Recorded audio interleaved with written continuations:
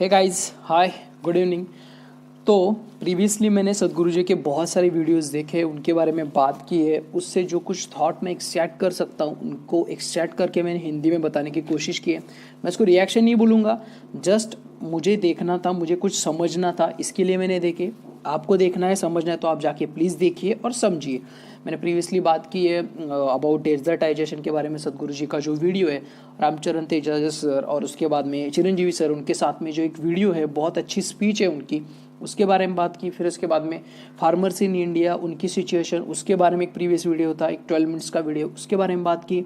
Then recently बात की उनका जो इंटरव्यू था सुनील छेत्री के साथ, उसमें उन्होंने स्पोर्ट्स के बारे में, पेरेंटिंग के बारे में उन्होंने बात की है। अबाउट क्या बोल सकते हैं उसको, क्या है एग्जैक्टली स्पोर्ट, और फुटबॉल के बारे में बात की है। और बहुत सारी बातें हैं, 1 आवर 20 मिनट्स को लॉन्ग इनका क्या बोल इंटरव्यू दोनों का। तो उस वीडियो को देख के मैं जितना पॉइंट ऑफ स्टार्ट उसमें से जितने पॉइंट मैं निकाल सकता था वो निकाल के मैंने हिंदी में थोड़े बताने की कोशिश की है। अभी moving on to the next, ये वीडियो है इनका जो रिसेंट इंटरव्यू है यूएसए में, लॉस एंजलिस में, विजनरी वुमन बोल के एक फाउंडेशन है उनके यहाँ पे, ये इनका जो इंटरव्यू हुआ है उसके बारे में। लेट्स वॉच दिस वीडियो, और इसमें से क्या मैं एक्सट्रैक्ट कर सकता हूँ वो वीडियो के एंड में बताऊँगा। अभी फुल 1 आवर 20 मिनट्स का वीडियो है, कंटिन्यूस वीडियो देखेंगे। देखने के बाद में जो पॉइंट्स है, इम्पॉर्टेंट पॉइंट्स है, और जो मैं हिंदी में आपको समझा सकता हूँ मैं समझाने की कोशिश करूँगा। Okay, so let's watch this video and then decide what I want to say. We will सी।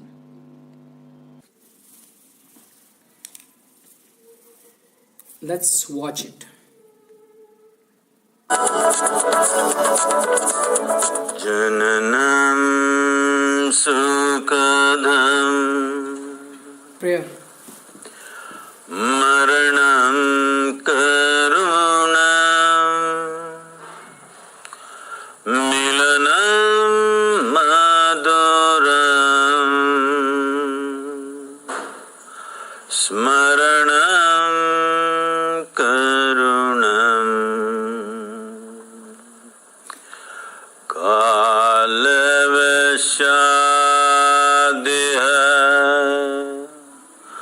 सकलं करुणं समयाद्धिपते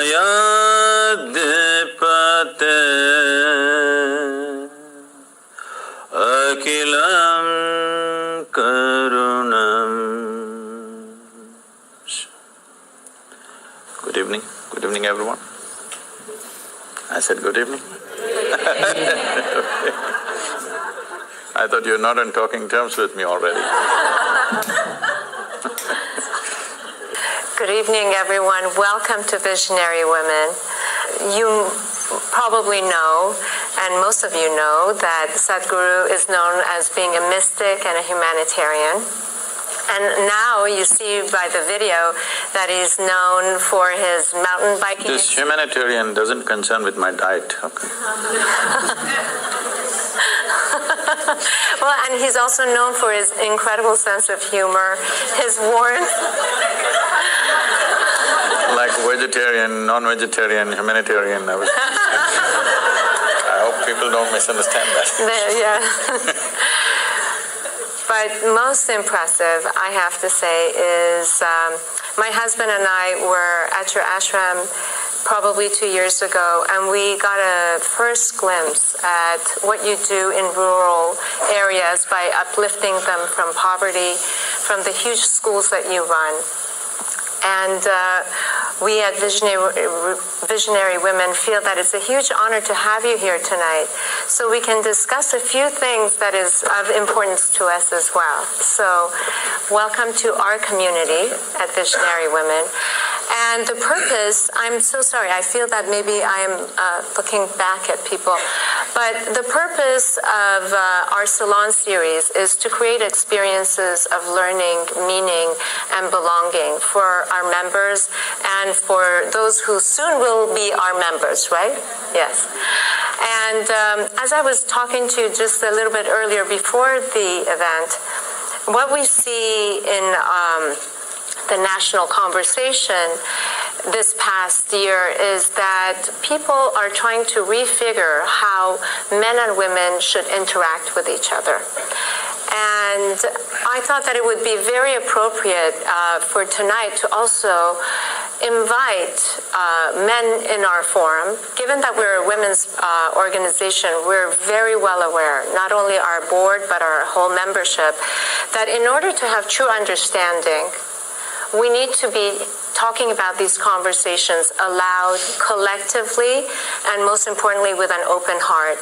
And men are our partners, our brothers, our fathers, our husbands, and our allies. And we wanted to start off first really talking about maybe the whole idea of consciousness, what it means. For those of you who haven't watched Sadhguru, there are hundreds of YouTube videos and of his teachings. And there was one at MIT that you were talking about consciousness that I thought would be very interesting for our audience to really get the definition of what it means. See, what is a man and what is a woman is a small difference that nature has introduced into a species just to address a certain aspect of our life. Essentially to address the reproductive aspect. When I say reproductive aspect, we all exist because somebody reproduced. Hello? Is it okay? If nobody was drawn to anybody, if nobody felt a bit horny, we wouldn't exist. Is this a guru speaking? We wouldn't exist, isn't it? Yes. Let's come to terms with this. We don't exist because out of their love for children they produced. No, they felt horny. And here we are. There is no need to make our biology either filthy or raise it to another level. We just have to look at it for what it is. We have to come to terms with our biology, first of all. It's the most rudimentary thing, but unfortunately that's not happened to most human societies, that we have not come to terms with our biology. Body parts are ruling our minds. Yes? So it's from that context that you see this problem evolving, how to work together. I'm saying, please, if you find some gap in what I'm saying, because in a brief little bit of time we're trying to say some profound things. If you find a gap, you must ask a question, you must not conclude against me, okay? I can fill those gaps, but I'll create some gaps because to go quickly. Essentially, why should that matter to you? Whether you… right now, you're a man or a woman, why should it matter to me? These things matter only in bathrooms and bedrooms. Why right now it should matter to me whether you're a man or a woman? Why can't I just treat you as just one more person? Hello? This is not against anybody, because we have made human biology so big in our minds. It's become so big because we have not accepted the fundamental biological difference. Yes? Because for thousands of years, religions and philosophies have been telling you what's wrong about your biology, how the fundamentals of your biology is not okay, how the fundamentals of your biology is sin. Because of this, we came to a certain level of resistance about human biology, particularly a woman's biology. Because of this, these things have become big, because the nature of human mind is such, whatever you resist becomes the biggest thing in your mind. Right now, if I tell you as an experiment, next 10 seconds, nobody should think of monkeys. Try, please. You will only be thinking of monkeys. So this has become a crazy thing in the world. We have made human biology into such a big thing, a small difference between man and woman. We made it into such a big thing in our minds, we can't keep it down for a moment. Everywhere, wherever you are, you have to be conscious about somebody's body parts. Why? I can understand a 13, 14, 15-year-old boy when, Okay, hold on, continue करेंगे next video में. Started? Yes, let's continue. When you were 10, 11, everything was fine. Suddenly a little bit of your hormones hijacked your intelligence. And after that you just look like this, every little bump on somebody's body looked like a world by itself. Till then you were quite okay. I think that happens at a certain point, but at least by 20, you must fix yourself. Again, you must become normal. You must be able to look at a human body just as it is, without giving it all kinds of meanings. This is what consciousness means, because consciousness is an intelligence beyond your physiological and psychological structure. See, when we sit here, your body is your body, my body is my body. No way these two things can be one. People try hard, but it never becomes one. Only when we are buried, we become one. In the soil, we become one. But as long as you and me exist here, that's your body, this is my body, very clear. That's your mind, this is my mind, very clear. These things will never become one. We can agree on a few things, but my mind is my mind, your mind is your mind, isn't it? But there is no such thing as my life and your life. This is a living cosmos. You have captured some, I have captured some, that's about it. If you… depending upon how much you capture, that will be the scale and scope of your life. This got nothing to do with anybody's biology. Biology is just a small physical difference, just to facilitate one aspect, continuation of human race, isn't it? Otherwise we could all be made one way. If there was no need, if some seeds fell out of your ears and children would come out, then we wouldn't need this difference. So this difference is to accommodate one aspect of life. If you and me are not connected in that aspect of life, I have no business what you got on your body. Yes? You have no business what is me, and I have no business what is you. The question is, if we're doing something together, well, do you make sense or do I make sense to you? That's about it. But biology has become a very big thing.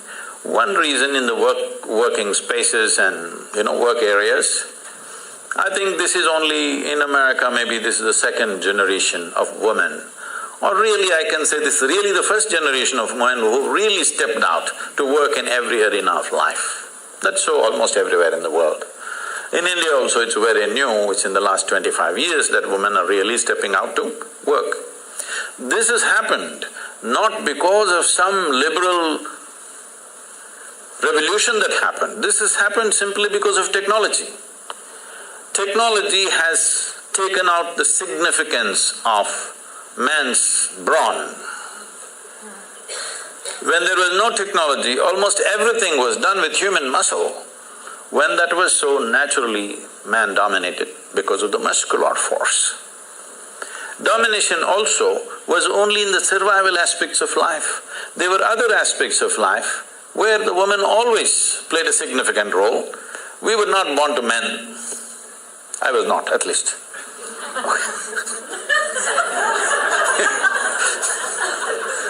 So, they always played a significant role, but roles were divided because economic aspect of life was largely muscle-powered. So, men dominated. Now with technology, muscle is of no great significance in today's world. So, naturally women are coming into this space. This should happen very as simple evolution. No fight is needed, no revolution is needed. Once you see muscle is not significant, women will fill those spaces. Yeah. It's anyway happening. There is no need to make a big thing about it. Exploitation. If you're talking about exploitation, I want you to understand, still we are in… as a civilization, we are still in that level of crudeness of mind. It's not just women, anything weaker than us we exploit. Yes or no? Every creature on the planet we're exploiting, aren't we? Yes. Hello? Not just women, children are beaten. Why? Just because they're small. Hello? Why do you think children are beaten by a lot of people? Simply because they're smaller than you. If your children were bigger than you, would you go and beat them? So, exploitative nature of who we are exists in all aspects of life. When it comes to women, probably that exploitation turns into takes on a sexual tone. But fundamentally what needs to go is this urge to exploit anything and everything which is little weaker than me. That should go. If that doesn't go, people will find devious ways to do the same damn thing. You can do as much as you want, you can fight as much as you want, but people will find devious ways to do the same thing, isn't it? So this urge, if somebody is little less stronger than me, I have to mess them in some way. This has to go. If this has to go, the most fundamental thing is just this. Because today it's about consciousness. What consciousness means is, see, you have a body. Your body is just a heap of food that you've gathered over a period of time. Yes? What was soil became food, what was food became flesh and blood. Here we are. Most people don't get this till you bury them. If you get it now, you can transform your life. Otherwise, one day anyway we'll get it from the maggots, but that's late. So what you accumulate can be yours, cannot be you, isn't it? Hello? Whatever we accumulate, we can say this belongs to me. You cannot say it's me, isn't it? So similarly, whatever the content of your mind is also accumulated from the impressions that we have taken in. So this is also an accumulation, this is also an accumulation.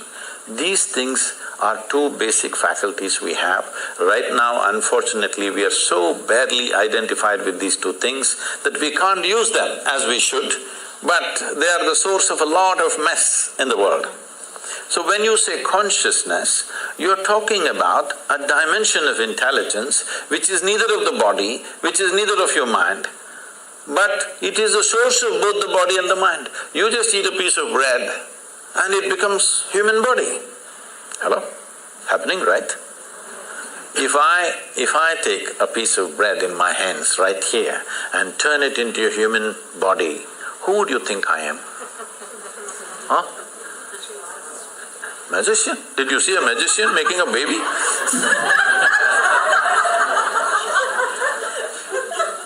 Who would you think I am? Creator himself, isn't it? But every day you are doing this. You eat a piece of bread or a carrot or a whatever. Within a few hours you make it into human body, the most complex machine on the planet. You manufacture with all kinds of trash in Los Angeles. Aren't you doing it? So, when this dimension of intelligence exists within you, if you touch that dimension, naturally your identity will be with that dimension. Right now, the only problem is human experience is limited to their biology and their psychological structure. Physiological and psychological structures are the only two things you have experienced. Because of this, your identities are there. Because of this body part difference between the same species has become such a big deal.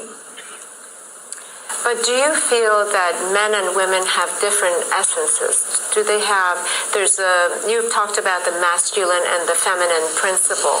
Could you tell us a little bit about that? See, we should not misunderstand masculine with male and feminine with female. Female and male is a manifestation. Masculine and feminine are two fundamental qualities in nature. Because physical nature in the universe happens between polarities. So one dimension of polarity is masculine and feminine. You may be a woman, but you may have more masculine in you than a man. You may be a man, you may have much more feminine in you than most women. So the question is not about being male or female. Being male or female is just a biological manifestation. Masculine and feminine is the basic polarities, which is the basis of physical creation here. So, if you want to be a complete human being, it is very important both masculine and feminine are there within you in equal proportion. Only then you are a full-fledged human being. Otherwise you are a skewed human being. In this skew, you will misunderstand everything. In this skew, you will become a very limited possibility of life. If you might have seen these images probably because of the yoga studios and other things in California. You will see in India, Adiyogi, or he is known as Shiva, he is seen as the ultimate man.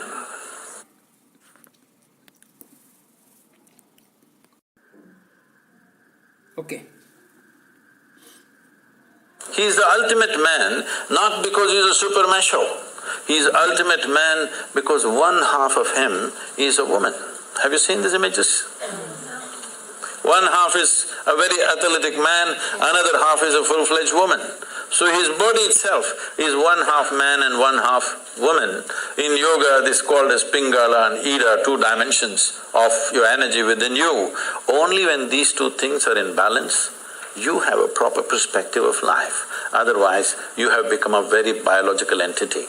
Biology is a basis. Biology cannot be the peak of who we are. So I do know that you have a quote that says that whether you're male or female, if you're not in touch with the feminine, you don't enjoy the finer things in life. So is the feminine principle things that are more receptive? See, when we say masculine, there are 2 fundamental forces working within us all the time. One is our instinct of survival. We want to survive. We can take survival to different levels, but essentially the instinct of survival is this one wants to, this limited entity wants to survive and do well. This instinct is there in all of us, it's there in every creature in the world. Another dimension is, there is something within you which always wants to expand. That's right. When you are in a survival mode, you want to build walls around yourself. Boundaries are important. If you let your dog loose on the street, you will see he goes on peeing all over the place. Not because he has some urinary problem, I'm sorry, I'm not able to look at you. Not because he has some urinary problem, he is building his pee kingdom. He's setting his boundaries. It's a natural instinct. Yeah. He is trying to set his own boundary all the time. This is survival instinct in all of us, that we want to build a wall, protection, self-preservation. But there's another dimension which wants to expand. If you don't empower that, if you just empower only your instinct of survival, then you will build a wall of self-preservation, and after some time you realize walls of self-preservation are also of self-imprisonment after some time. Yes? If you build a wall today you see an enemy outside and you build a wall. Tomorrow you are in your own prison. Somebody else put you into prison, that's bad. But you yourself put you into a prison, that's horror. Yes? So the instinct of self-preservation has to be consciously balanced, otherwise we'll end up building walls and walls. Oh, I'm in California. This is so funny.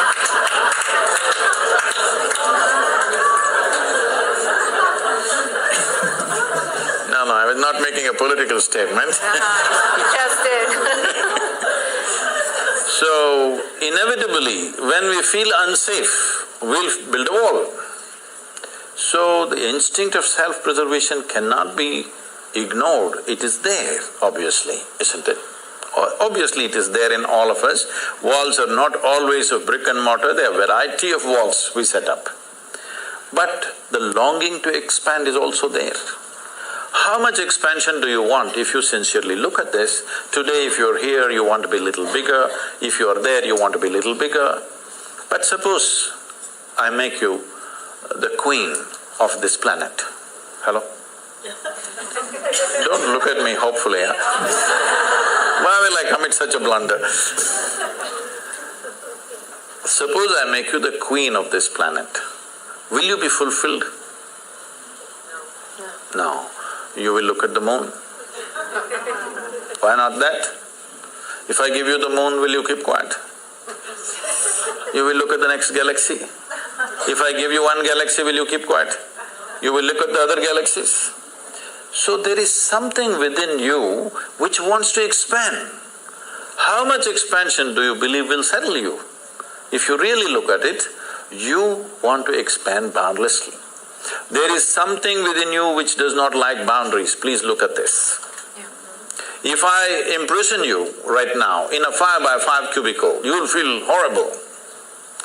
So tomorrow we'll announce your liberation and liberate you into a 10x10 cubicle. Now you will feel wonderful for a day. And then you will feel horrible in the 10x10 cubicle. We will liberate you into a 100x100 cubicle, you will feel really great for 3 days. Again you will feel the same thing. It doesn't matter where I set the boundary. The moment you can feel the boundary, you want to break it, isn't it? Yeah. So there is something within you which does not like boundaries. So if there is something within you which does not like boundaries, it simply means it is longing to become boundless. You cannot become boundless through physical means, isn't it? Physicality means, the fundamentals of physicality is a defined boundary. Without a defined boundary, there is no physical body. Suppose there were no boundaries to my body, where would I be? Here or there or where? Only because this has a boundary, it is here. Your body has a boundary, so it's there. But there is something within us which longs to be boundless. If we do not empower this, there will be no balance between masculine and feminine.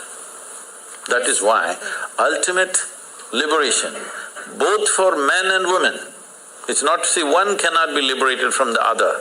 Both have to be liberated from what? From this bondage of being stuck in our own bodies and identified with little bodily changes that we have between us and go on endlessly about the same debate. No, unless we become free from the identification of our own physical form, there is really no freedom. This is what consciousness means, an intelligence which creates this body. Today there's a whole lot of interest in the Western world about the brain. In the yogic sciences, we do not attach much significance to the brain because we think through the entire body. This is the way of women for a long time. They thought with their body. They did not have all those complicated thoughts that men were struggling with, but they simply knew what to do, what not to do.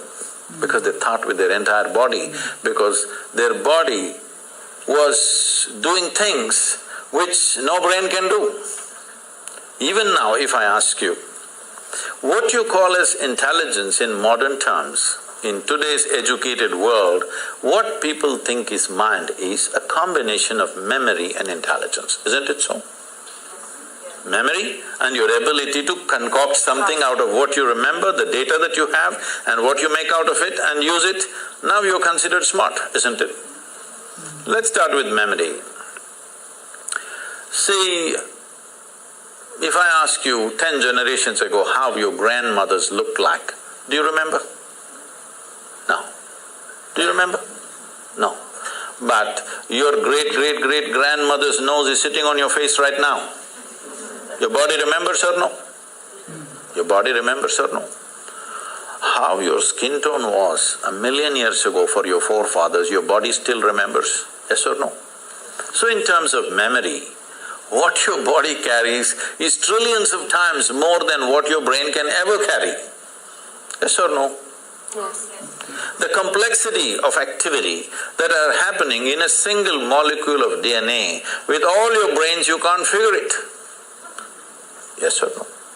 More complicated activity is happening here than here. Yes? So, this is a body of intelligence. The question is, can you employ it or do you just run on one thing?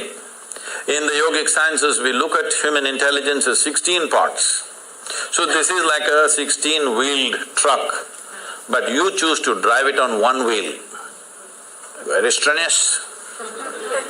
So you will see educated people are the most stressful people on the planet because they are driving a 16-wheel truck on one wheel. Very difficult. They Their intellect, their thought is the only damn thing they're trying to use, and it's very difficult. You don't have to think through everything. You know, can I tell a small story? Yes, please. My great-grandmother lived to be 113. Wow. Okay. That's not the only achievement she had. She got married when she was 14. And those days in India, an unmarried girl cannot use tobacco. But once she is married, she is free to use tobacco. So on the first day she exercised her right to use tobacco. And she lived in a certain way. People started saying, she's a devil of a woman. Not because she did any harm to anybody, simply because if she laughed, the whole street… 1 second, okay, continue करेंगे next. Continue. shook. Like that she laughed. Those days, in those societies, women were not supposed to laugh loudly. They're supposed to laugh in a controlled way. Only street women laughed loudly, family women laughed very… At least when men were there, they did not laugh, because there was nothing to laugh about.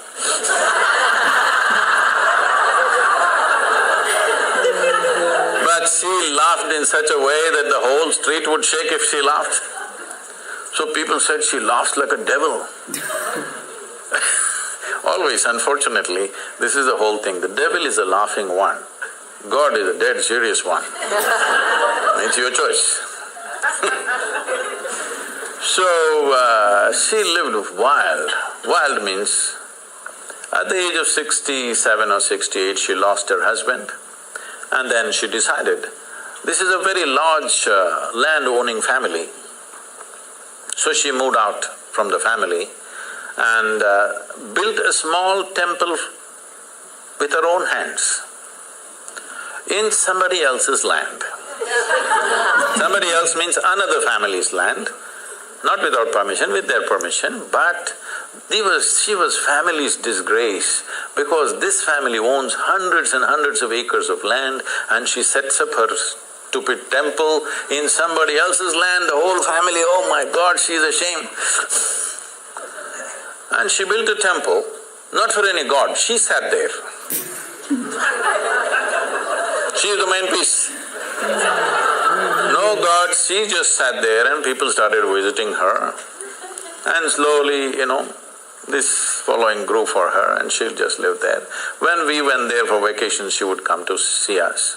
She was an incredible woman. She just captured me in a certain way, simply because one thing, she laughed. Another thing, when I met her, she was over 100 years of age, and her hair, full hair, below her knees. She would leave her hair loose and dance like that. So I just liked… she was freaky. With her you could do anything, nothing was wrong. Where everybody else is constantly trying to tell you what's right, what's wrong, what's right, what's wrong. With this one woman you could do what you want, and she was fine. And sometimes, she would be crying and laughing at the same time. I'd ask, what's happening with you? Are you crazy? Everybody says you're crazy. Why are you crying and laughing at the same time? She would just burst into a hoot of laughter and say, someday you will know. And she would laugh. And I would see her like this. If they give her breakfast, she first goes and feeds the ants, then the sparrows, then the squirrels. Most of her breakfast is over in this. And people, self-appointed advisors, they come and say, you old woman, you just don't eat anything, you will die like this. All these advisors died, but she lived and lived. She buried her husband, her children, her grandchildren, some of her great-grandchildren, but she lived on. And many times I've seen her, after having fed the ants and everything, she would simply sit there, not even eating this little breakfast she has, tears flowing down her cheeks. And I would ask her, what's wrong with you? Because I thought she's very emotional about the ants, because I was 5, 6 years of age, I was going stamping the ants, And she was so emotional, she never stopped me from even killing the ants, though she was feeding them. And then I asked, what's wrong with you, why? She said, she would say, I'm full. I don't know what the hell she was talking. It took me another 20 years to realize what she was talking about. So for me, she became the symbol of feminism for me. She was the ultimate woman because she fulfilled everything that she is expected to fulfill, but she was never a part of that nonsense. She was always beyond that.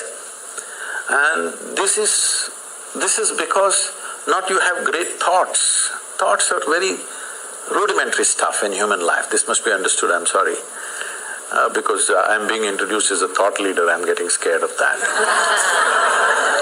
See, thought is happening only from the limited data that you have gathered in your head, isn't it so? But there is something more phenomenal happening all across, isn't it? Hello? The intelligence of the creation is functioning right now here, is it or not? Yes. If you can transform a piece of bread into a human being, that means the very intelligence of the source of creation is throbbing within you right now. Exactly.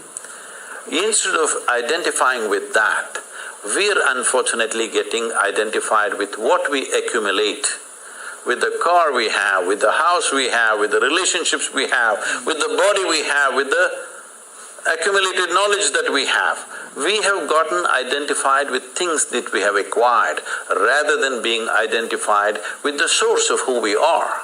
So this is what consciousness means, but this will not come by thinking differently. You must touch that dimension beyond physiological and psychological process. This is something that must happen. When that happens, there will be no problem about who is a man, who is a woman. Could you please tell us how we can touch that dimension?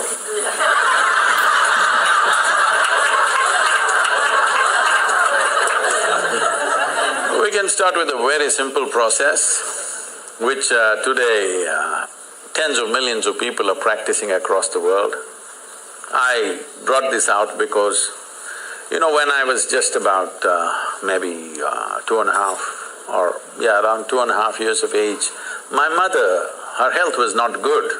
So they sent me to my aunt's place who lived in my grandfather's house. My aunt was just married and she was only 18 years of age.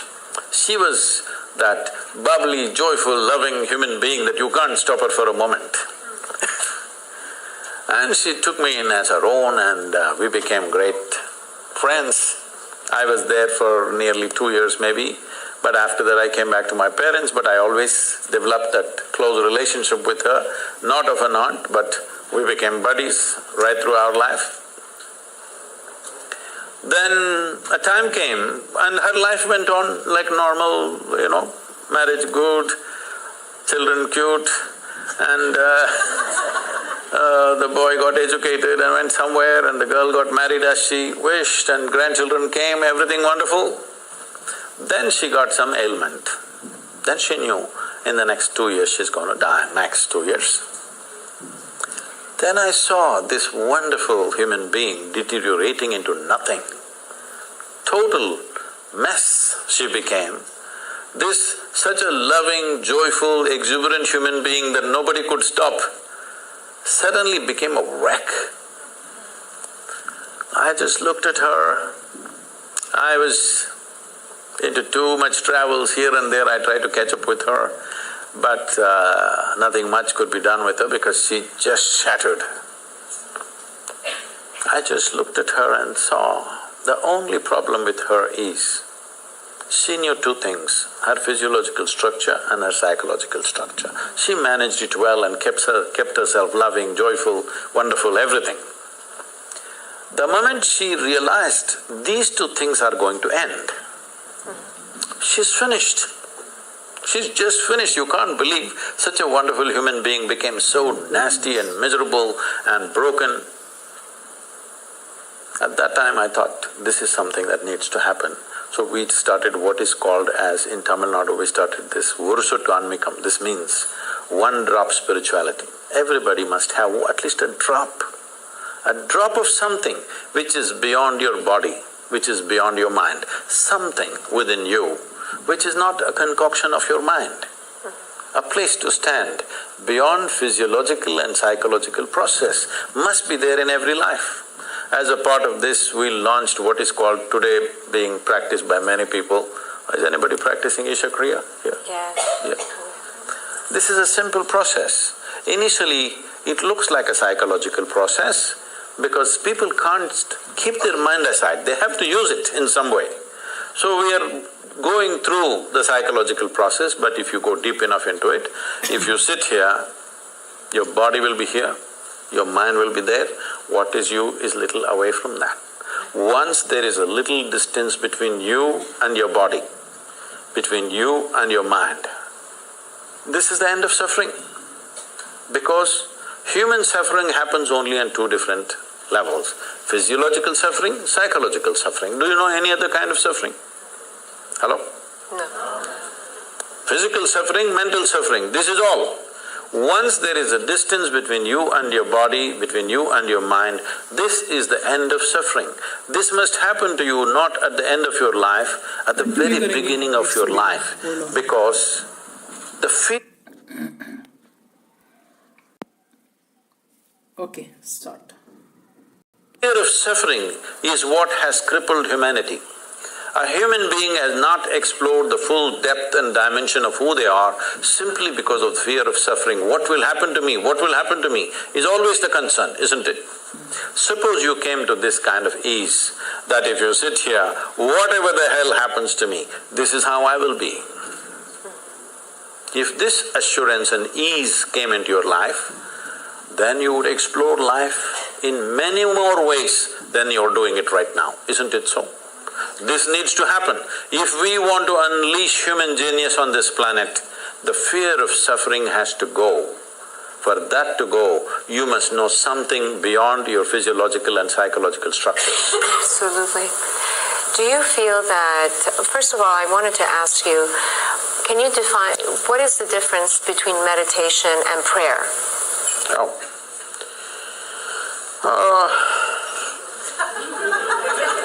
You're trying to get me into trouble. Yes. No, because some people say my prayer is like meditation. Could be. It could be, but probably meditation is more of a form of listening, I would imagine. See, there is something called as organized prayer, and there is something that all of us may experience at some point. You don't have to be religious for this. Sometimes you become prayerful. You saw a glorious sunset, you just sat there without knowing why. You're not saying anything to the sun, after all he's going. Simply, just the beauty and the magnificent nature of what it is. Maybe your hands came together like this, something you did. It happens, right? So you are prayerful. To be prayerful is a fantastic place to be. Now somebody created systems to make you prayerful, but unfortunately that just became prayer for a lot of people. Prayer means you're talking to somebody, a long distance talk. And unfortunately, if you look at the prayers on the planet, I would say 95% of the prayers on the planet, whatever kind of religion they belong to, is just about, dear God, give me this, give me that, save me, protect me. Is that so? Yes. So give me this, give me that, save me, protect me. Does it seem like a divine process to you, or does it seem like survival process outsourced? Yes. It's so true. It's very true. So, outsourcing your survival is not an efficient way to survive. To survive on this planet, you don't need any divine help. You just need 4 limbs and a few brain cells that work. That's all you need to survive. You don't need any other forces to come and cooperate with you for survival. Only when your life is beyond survival, you're looking for other dimensions of existence, then you may need the cooperation of other forces. For survival, when a worm can survive, an insect can survive, a bird can survive, an animal can survive, with such a big brain you cannot survive, what is this? The only problem may be you want to survive like somebody else, that is a problem. That's not going to be ever achieved because somebody else will always be doing something different or better or whatever you think it is. So, prayer as a process, unfortunately, has become talking process. If you are prayerful, it's fantastic. So, being in meditation, see, the English word meditation is not specific to anything, it's a general term. If somebody sits here with eyes closed, we say they are meditating.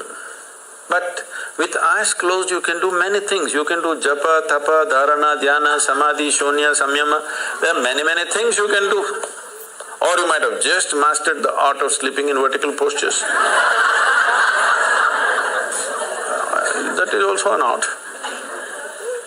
So, the English word meditation is not describing anything specific. But as you said one word, listening. Listening is a dangerous thing because if you start listening, people will think, listen to what? Listen to God. All those people, I'm saying with all due respect, so those who are devout, those who are prayerful, that's a different matter. But people who claimed they heard God speaking, they did the most terrible things on this planet. Yes or no? Because they said, God told me this, God told me that. It gave them license to do all kinds of horrors on this planet. And especially as women, you should not subscribe to this because millions of women have been burnt alive because God told something. Okay? So, listening is a dangerous word. The moment you say listen, people will start listening to all kinds of conversations that are happening. But to become listening is a wonderful thing. If you take these words literally, prayer, listening, all these things can become ugly because people always have this thing about, what is my experience of life? I translate everything according to that, isn't it? Whatever is told to me, I will translate it within the limitations of my experience of life. With this, if you say listen, they must listen to somebody. Whom should I listen to? God or devil? Please listen to God. Then he starts talking. So, listening is a quality. In yoga, we call this being a sati. Oh, that's very wonderful because sati also means a woman. Sati also means a wife. So we call this Satipattana. Have you heard this word? Anapana Sati Yoga. This means just to wait upon something.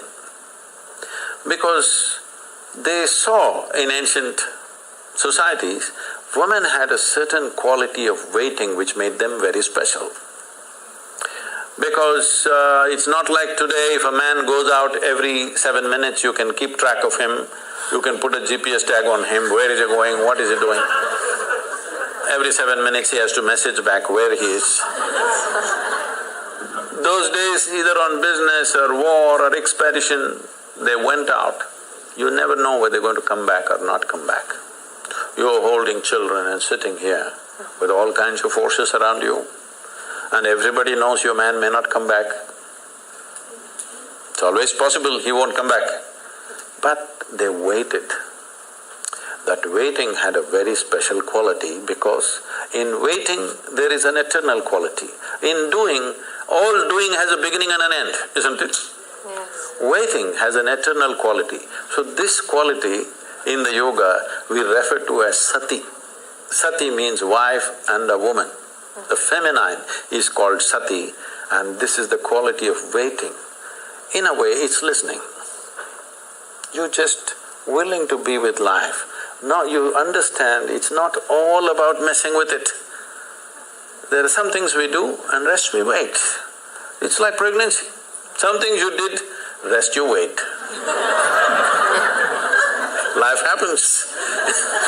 I'm going to ask one last question and I'll turn it over to our audience for questions. But you were talking about willingness, and Visionary Women is a volunteer-run organization. And I know that every single person who is here is giving their time to one organization or another. And the fact that you have 9 million volunteers, and you were talking about the relationship between volunteerism and willingness. And that it's through willingness that you uplift your consciousness, if I'm quoting you correctly, or I'm understanding it. In some ways talking about how it could be a doorway to becoming a bigger person than who you are. See, before we come to women, first thing is visionary. What a vision means is, see, everybody has desires. Desire is an incremental way of enhancing our life. Today you desire, I must have a home, tomorrow you desire, I must have this money, tomorrow you desire something else. These are incremental ways of arranging and rearranging our lives, which are needed to do a few things. When you say, I'm a visionary, what you are saying is, I have a larger desire, which is not about just incremental improvement of my life. Desire is about me always. Vision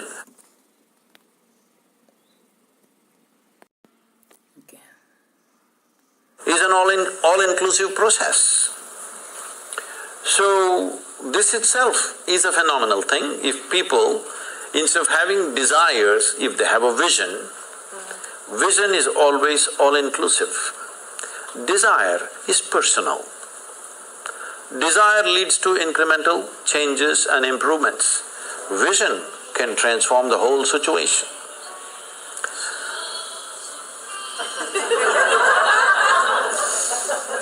I like music.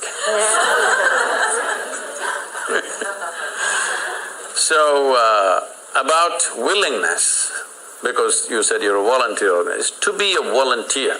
A volunteer means somebody who is doing something willingly, right? There's no other compulsion.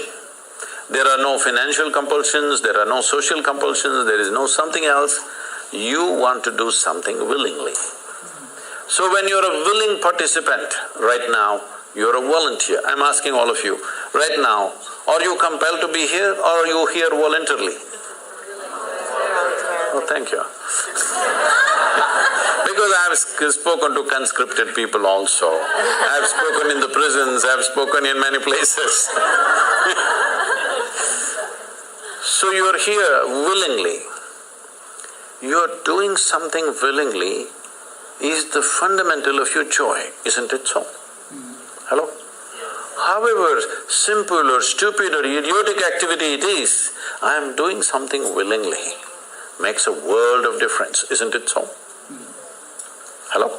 Yes. The difference between heaven and hell is just this. You're doing something willingly, that's your heaven. You're doing something unwillingly, that's your hell. We have already taken on attitudes, what we like and what we don't like. I like this person, I don't like this person. Now with this person I will do things willingly, with this person I will do things unwillingly. This may be to people, to aspects of life, to communities, to nations, to many things. This I will do willingly, this I do unwillingly. This means I've decided in my mind this is good, this is bad.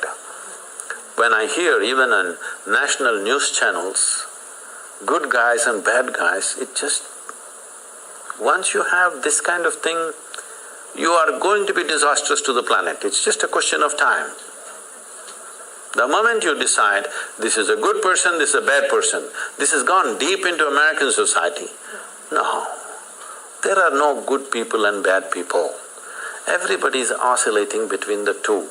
If you create a very pleasant, wonderful atmosphere, everybody behaves wonderfully. If you create an unpleasant atmosphere, a whole lot of people act nasty. Absolutely. Yes or no? There are joyful people and miserable people, but there are no good people and bad people. That's big.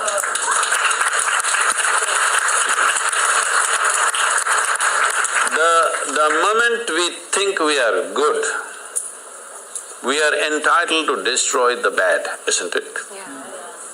Oh, we've been destroying a lot of people for a long time. Time to stop that. Because human beings are in different levels of experience and understanding. Variety of people. Anybody who is not like you is obviously bad, isn't it? Isn't it so? Those who are not like me must be bad people. Because the basis of goodness and what you think is goodness is decided by you. No, you have no business to do that. Willing means this, I'm just willing. I'm 100% yes to life. I am not yes to this one, no to this one. No, I am just yes and yes to life. If you are 100% yes to life, you are a volunteer. Oh, that's beautiful. You have become a willing life. You have become so willing that you have no will of your own. People ask me, Sadhguru, how do you operate with all these people? All kinds of horrible questions they're asking, they're doing this, they're doing that. I said, my life is not about them, it's about me. It's about how I am. It's about me. It doesn't matter how they are, that's their choice. But how I am is my choice, this is my way. No matter what they do, I am like this. Because I have not given that freedom to anybody that somebody can freak me, somebody can make me angry, somebody can make me happy, somebody can make me unhappy. These privileges I kept to myself. It's time you do that too. Because if somebody else can decide what can happen within you right now, isn't this the ultimate slavery? Huh? Isn't this? Someone else can decide what should happen within you. What happens around you, of course, so many people decide. What happens around us is not 100% ours. But what happens within me must be my making, isn't it? Right now, just about anybody can freak anybody because they're not volunteers, they're unwilling. Volunteering means you have no will of your own. You can do whatever is needed. You know, we are a volunteer organization. This means all kinds of people. Most of them are not qualified for the jobs that they're doing. And I cannot fire them because they're volunteers.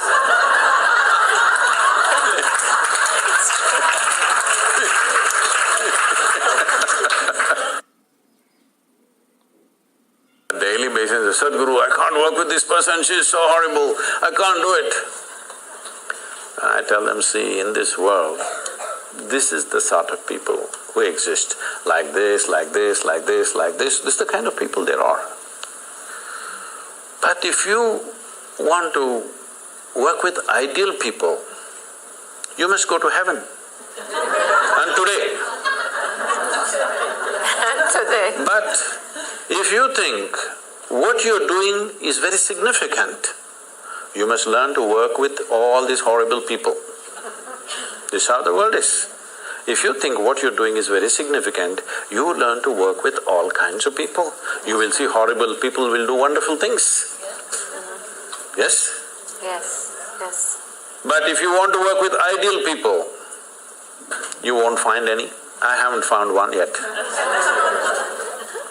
All kinds of mixed bags. Yes. But if you are willing that you are not yes and no, yes to one, no to another, you're simply one big yes, you will find a way. I love that. Thank you so much. That I always say that it's the resistance to life. You have questions? Since the early 20th century, physicists have been, like Max Planck and Einstein and any number of physicists have been positing that consciousness is causative of physical reality. That consciousness comes first before physical reality has been manifested. I'd like to hear if you have any comment about that.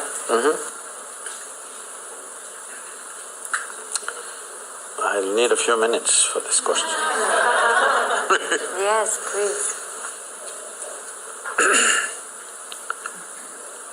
I'm sure at least when you were in school, you blew some soap bubbles, did you? Soap bubbles? Somebody got this big bubble, somebody got that big bubble, somebody got this big bubble. Same soap, if you give it to two people, one person blows that big bubble, another person gets only this big bubble. Hasn't it happened? Yes. Because something so simple as blowing a bubble needs a certain dimension of attention. Those who have the necessary attention can blow that big bubble. Those who don't have, they get these tiny bubbles going. Something's that simple, same soap. So, when my bubble is floating and your bubble is floating, that's my bubble, this is your bubble, clearly there. Then of course after some time it goes poop. When it goes poop, there is no such thing as my air and your air. But when it was encased in the bubble, 100% my bubble and your bubble. Yeah.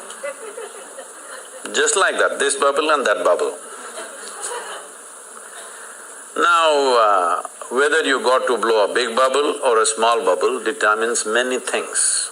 The scale, scope and profoundness of your life simply depends on how much life you captured. You can call it life or you can call it consciousness. Consciousness is a highly corrupted word, particularly in California. Because people are using that for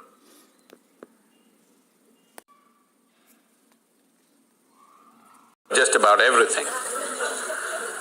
But they will continue to use that word because I'm trying to reclaim it. We can call it life also because the only reason, right now, are you alive? Hello, all of you? Yes. Some of you are not saying anything, I'm asking you. Are you alive? Yes. How do you know you're alive? Now stop your breath for a minute, are you still alive? So, how do you know you're alive? You're conscious, isn't it? Suppose you became unconscious, would you know you're alive? No. So the only reason that you know you're alive and you're alive is because you're conscious. So what you call as consciousness or what you call as life are not two separate things.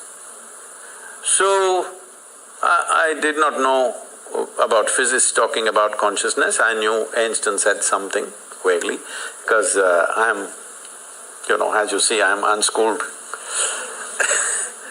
So I did not go as far as Einstein to study physics, but I paid attention to this piece of life. I paid attention in such a way, as I paid more and more attention, I realized that the problem is in the nature of our faculties. See, right now, if I show you my hand, if you see this part of my hand, you cannot see this part of my hand, isn't it so? If you're hearing sound, you cannot sense the silence. If you're in silence, you cannot feel the sound. If you're in light, you cannot feel the darkness. If you're in darkness, you cannot feel the light. The human faculty of sense perception, of seeing, hearing, smelling, tasting and touching, this is how you know life. All these things are always happening in comparison with something else. Comparison means, what you know by comparison is good enough for survival, but not good enough for knowing the nature of what it is. This is the problem that modern science is struggling with and will continue to struggle with unless… I'm very glad to hear that early 20th century they said consciousness is the basis, but still we are in early 21st century, but still we have not moved towards consciousness, we are still studying physical things forever. People are studying the brain. I was with that European project called Blue Brain and they're building a huge massive computer brain which is like about 3 times this hall, full of computers, and they had built some 18% of the human brain. I said, see, I got all packed here. You guys… Yeah, such a big thing. No, we're studying. That is fine. You are very excited about the intelligence and the million functions that are happening in your brain. But even the brain was created from within, from the bread that you eat, isn't it so? Hello? Even the brain. Why are you not interested in that which creates the body and the brain? Definitely it's more intelligent than the brain, isn't it? So, if you want to put a label on that, we can call it consciousness. I generally just call it life. Or if you want to call it God, you can call it. You want to call it the Creator, you can call it. Because today there are gender issues, we will stick to life. So, life is not, as we went through this, when it comes to body and mind, there is you and me. When it comes to life, there is no you and me. This is a living space. We just captured a little bit. So this is going on. If we lose this ability to hold it, even if everything, all the organs in your body are functioning, still you will not live, isn't it? People do die of old age even if they don't have any disease or ailment, because life chooses to leave for whatever reason. So, what you're referring to as consciousness is definitely the basis of all physical existence. Well, modern physicists have gone on to say that over 99.999 whatever number of nines in an atom is empty. It's empty space. Only a minuscule is physical. This is the same proportion approximately even in the cosmos, that over 99% plus is empty. Only physical manifestation is very small. If you look up in the sky in the night, because your visual apparatus are in a certain way, which are very deceptive, it makes you think, oh my God, millions of stars. But actually, the largest thing out there is empty space, isn't it? Most people will never see that because our visual apparatus are tuned to see physical matter. You can only see that which stops light. Please look at this carefully.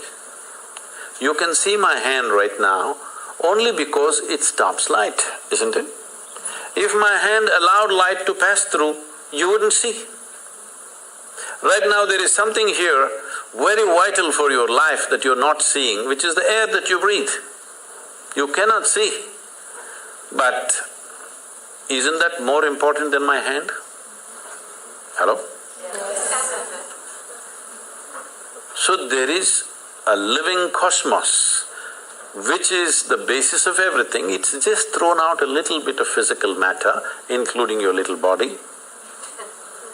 But we have gotten so identified with this physicality, its form and its shape, and now the gender of it has become a big deal. Because of that, we are seeing life in a very small way. The 99.9%,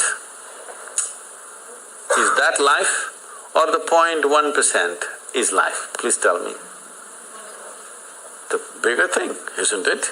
This is just a small manifestation, but we are still very juvenile as a species. In the sense, we are still… when I say juvenile, when we are adolescent, body parts are important. Yes or no?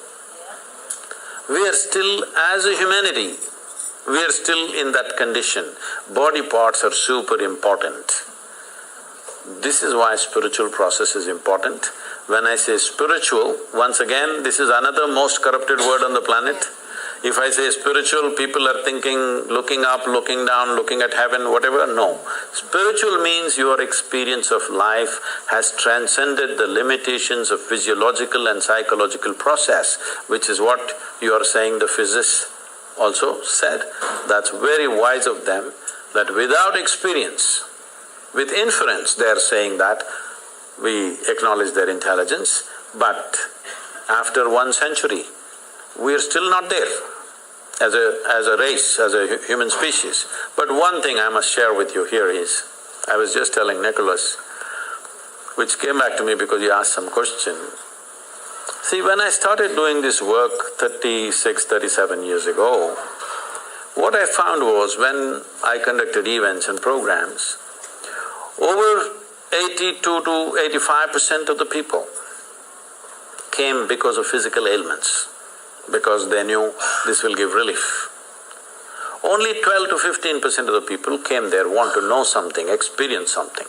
But today, over 87, 88% of the people come because they want to know something, experience something. Only 10 to 12% of the people come for ailments, which is a phenomenal shift in the human society.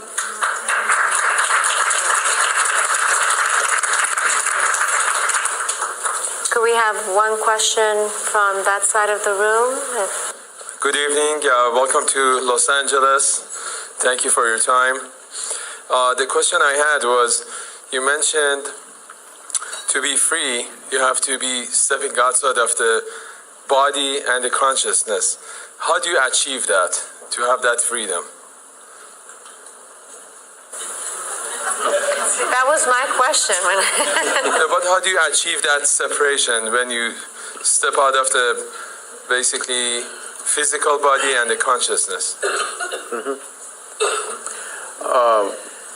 If you want to make a small attempt, there is Isha Kriya, you can just download this app. Free, it's a free app, you can download this. With headphones you can daily practice this for some time. If you do it for 30-40 days, then you can do it without any headphone, just by yourself. Initially you take support, after that you do it by yourself. This is a simple way to do it. If you are willing to commit 30 to 32 hours, about 32 hours of focused time, then we have a more powerful and classes, or also preparatory part of it as online, and the final part of finishing part of it, which is direct. It is a transmission of a certain dimension of practice. We must understand this because with all due respect, they've done what they have done. But the way yoga is happening generally, not everybody, generally the way it's happening, it's a bit scary to me. Because when you make a very profound process into just an exercise mechanism or just a breathing exercise, you want to exercise your body, exercise your breathing, exercise everything, that's not the way it works. Even the physical dimension of yoga. See, of over 200 sutras that Patanjali gave, only one sutra talks about the physicality of yoga. Thiram Sukham Asana. This means a posture which is comfortable and stable is your asana. To get to this, people do many twists and turns, that's okay.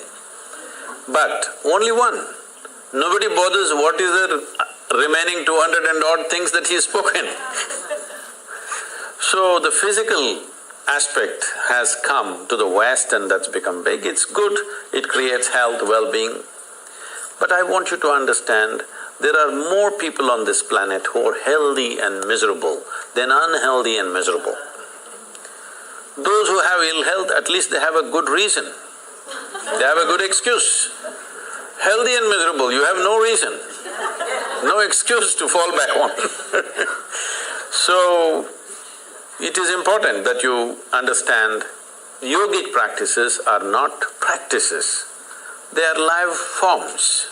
That it is made into a seed form and given to you, you're supposed to hold it that way so that the seed sprouts and grows and becomes something phenomenal within you. It just takes away your backache, your headache, your something else. This is not of great significance, but I understand if your backache is aching right now, that is the biggest thing in the universe. Yes or no? Right now you have a headache. If God appeared, what would you ask? Headache must go. That looks like the biggest thing, isn't it?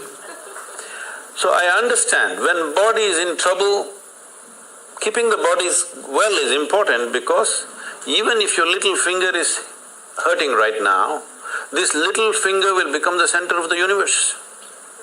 Yes or no?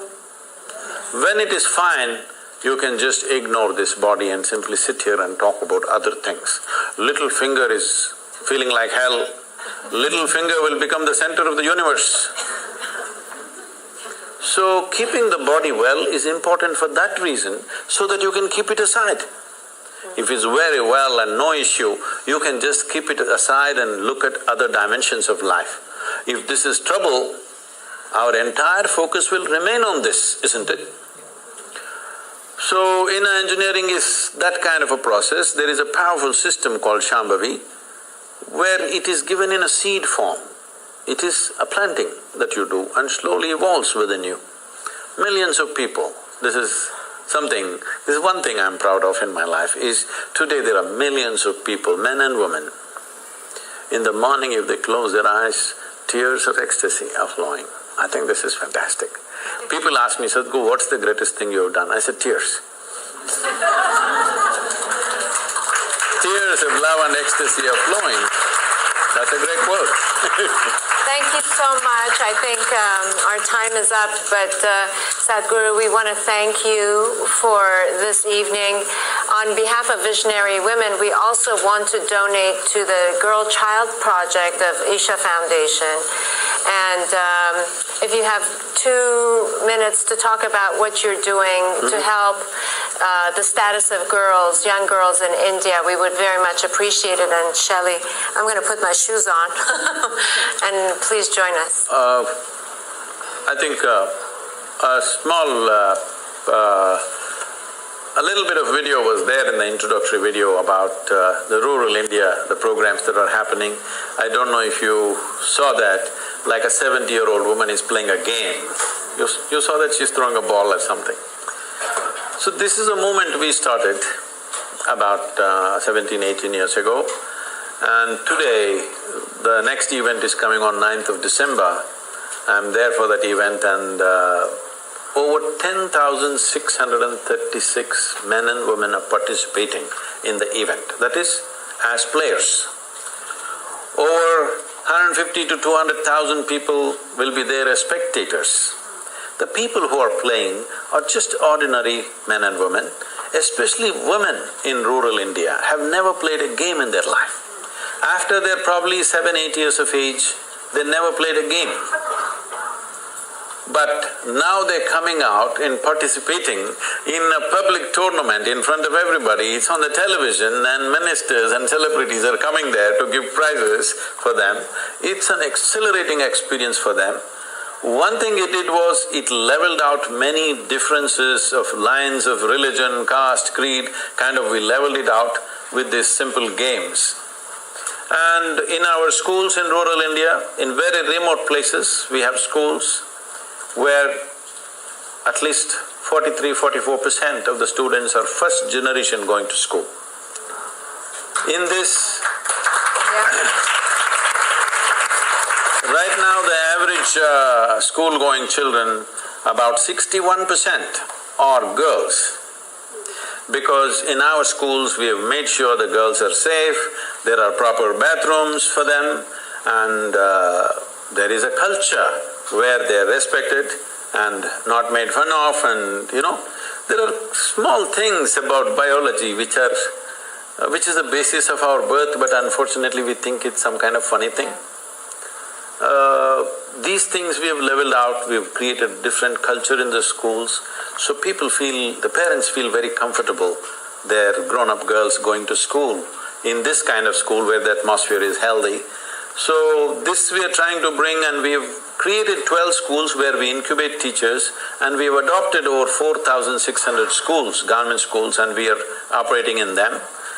This is making a big difference for the girl child, because first thing I do is, we make our people committed volunteers to go and visit the bathrooms. How are the bathrooms kept? Because bathroom decides whether the girl goes to school on particular days of the month or not. The quality of the bathroom decides whether she goes to school or not.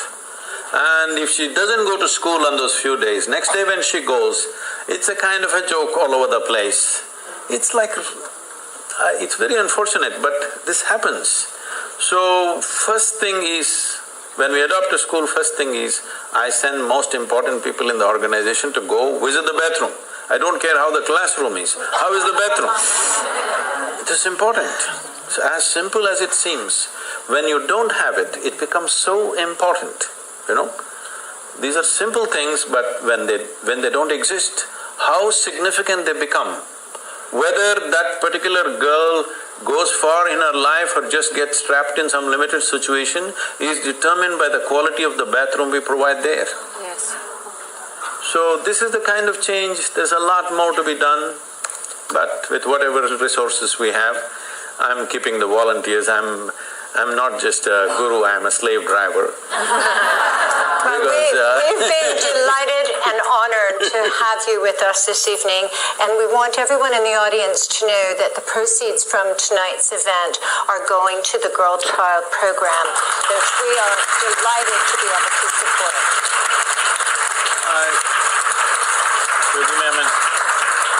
So we must understand this. What we call as human life is just a certain amount of time and energy. As we sit here, since the time you came in, all of us are 2 hours closer to our graves. Yes, time is… it's not time ticking away, it's our life ticking away. Yes? We are mortal life, limited amount of time. This is our time on this planet. We are a generation of people who are empowered like never before. No generation ever in the history of humanity was empowered the way we are empowered. Our ability to communicate, our ability to do things in the world. So we have the possibility that we could become the greatest generation ever, or we just sit by and let it flow, because if you sit also time goes. If you sleep also time goes. If you create something wonderful, time goes. If you don't do anything, time goes. That's right. Yes? Time is not stopping, nor can we roll it back, nor can we slow it down, nothing. Our life is just going away. This is our time on the planet. We must make this the best generation ever. For this we need consciousness. We need… okay, it's last part of this video. इसके बाद में जो कुछ मुझे थोड़ा लगा इस video के बारे में मैं बात करूँगा, and then we will move to the next video. With something bigger than our body and our brains, only then we will do something fantastic, because we have the necessary tools of technology in our hands. Today if we speak here, we can speak to the entire world, which was never before possible. Please, let's make it happen.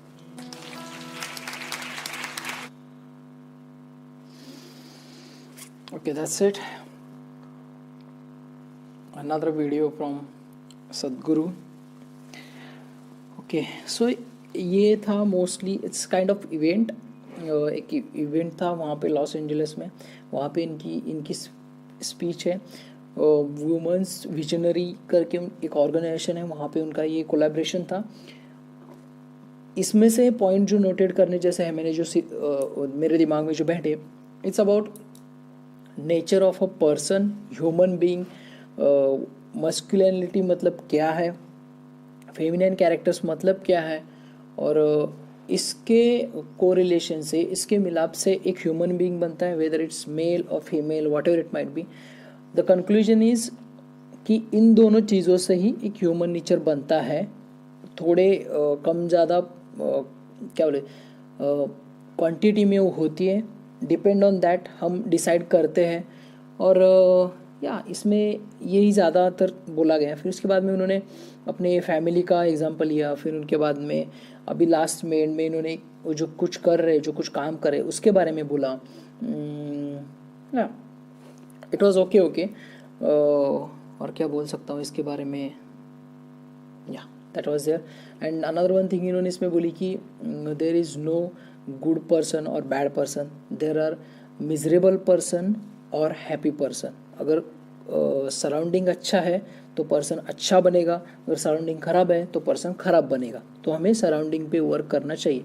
और and में इन्होंने बोला कि at the moment humanity की at the moment हम ऐसे stage पे हैं जहाँ पे हमें हमारे पास बहुत सारे रिसोर्सेस है, हमारे पास बहुत सारे क्या बोलेंगे हम, टूल्स है जिसका यूज़ करके हम और बेटर लाइफ को कर सकते हैं. So we can work on that. That was the last message. And finally कहा कि जो कुछ वो काम कर रहे रूरल साउथ इंडिया में उसके बारे में उन्होंने बताया.